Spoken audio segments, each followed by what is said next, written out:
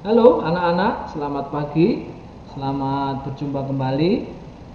Untuk hari ini kelas 3A, 3B, dan 3C. Ya. Hari yang cerah ini tentu kalian sudah siap bersemangat ya.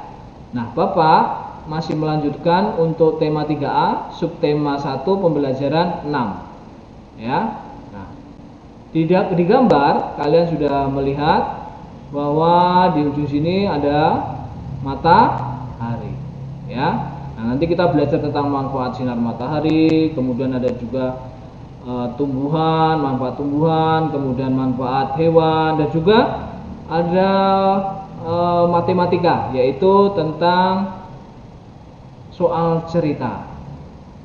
Siap anak-anak semuanya? Oke, kita lanjutkan ya.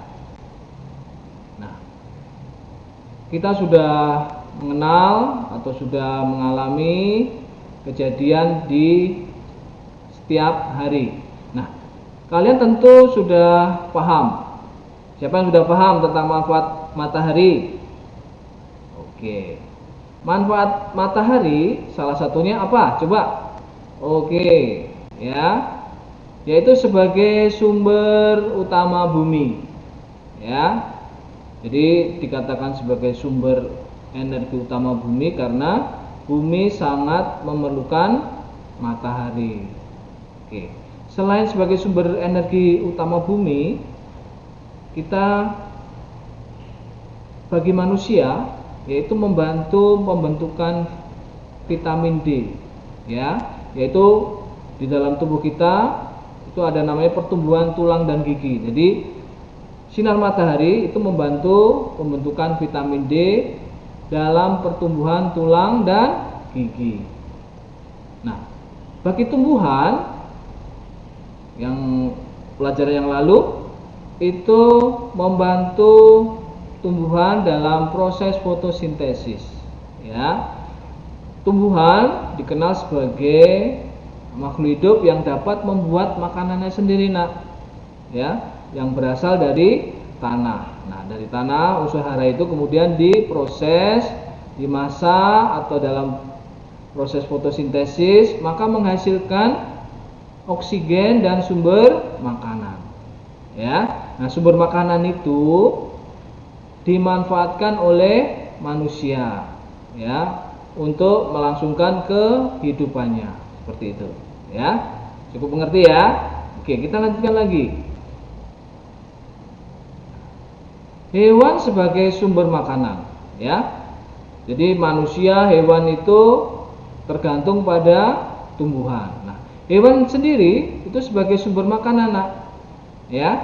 Nah, contohnya yaitu ayam, kemudian bebek, kemudian sapi, kemudian kambing, dan juga ikan. Nah, manfaat ayam siapa yang tahu? Dimanfaatkan untuk apa? Pintar, yaitu dimanfaatkan daging dan telurnya. Nah, kemudian yang kedua, bebek dimanfaatkan untuk apanya? Ya, untuk apa bebek dipelihara? Yaitu diambil atau dimanfaatkan daging dan telurnya. Kemudian sapi. Nah, ini sapi. Itu dimanfaatkan apanya? Yaitu daging dan susunya. Ya, itu sebagai sumber makanan. Kemudian kambing. Wah, ternyata dimanfaatkan atau diambil dagingnya sebagai sumber protein bagi manusia. Kemudian ikan. Ya, ikan yang hidup di air tawar maupun di air laut. Coba diambil sebagai sumber makanan apa coba? Dia daging. Jadi daging, telur, ya, itu dimanfaatkan sebagai sumber makanan yang berasal dari hewan. Ya, kita lanjutkan lagi. Nah, kita patut bersyukur atas anugerah yang diberikan kepada kita. Ya, semua itu merupakan anugerah Tuhan kepada manusia. Nah, kita patut bersyukur atas anugerah yang diberikan kepada kita. Kita lanjutkan. Nah, di dalam bukumu, ya, itu ada soal Nah, dalam matematika itu dikenal dengan soal, salah satunya yaitu soal cerita. Paman Nina memiliki sebuah peternakan. Paman memelihara ayam dan bebek. Paman merawat ternaknya dengan baik. Ayam dan bebek berkembang menjadi banyak. Nah, kini Paman Nina memiliki 2.500 ayam dan 3.450 bebek. Nah, berapa jumlah ayam dan bebek Paman Nina seluruhnya? Nah, di sini kalian harus paham betul apa yang diinginkan dari soal cerita ini. Coba kamu amati. Ya, di sini ada ayam dan bebek. Terus kemudian apa yang diinginkan dari soal ini? Jumlah ayam dan bebek yang dimiliki paman dan Paman Nina seluruhnya, ya. Nah, diketahui apa tadi? Ayam, kemudian bebek, ya. Nah, jumlah ini menggunakan tanda apa, Nak? Tanda tambah. Kemudian menghasilkan itu dengan tanda sama dengan, itu menunjukkan hasilkan nanti. Nah, di sini ayamnya berjumlah berapa? Pinter, 2.500. Kemudian bebek jumlahnya berapa?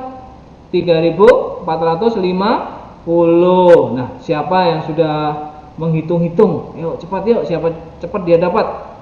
Pinter, yaitu jumlahnya 5.950. Nah, di sini Bapak ulangi bahwa soal cerita ini menunjukkan sebuah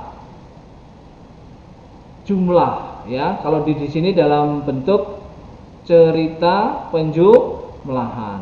Nah, nanti kalian mengamati kata-kata apa saja sih yang menunjukkan penjumlahan.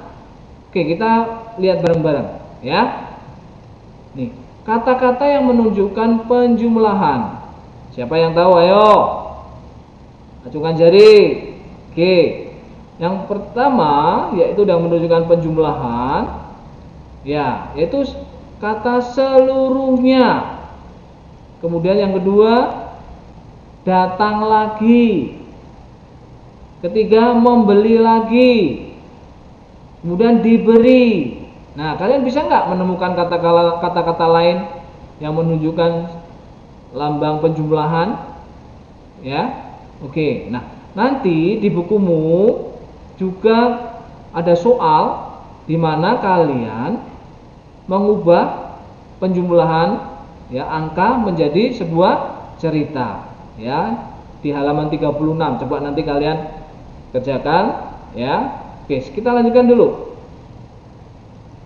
Nah, menyayangi dan menyukuri ciptaan Tuhan, ya, itu merupakan pengamalan sila pertama Pancasila. Siapa yang tahu simbolnya sila Pancasila?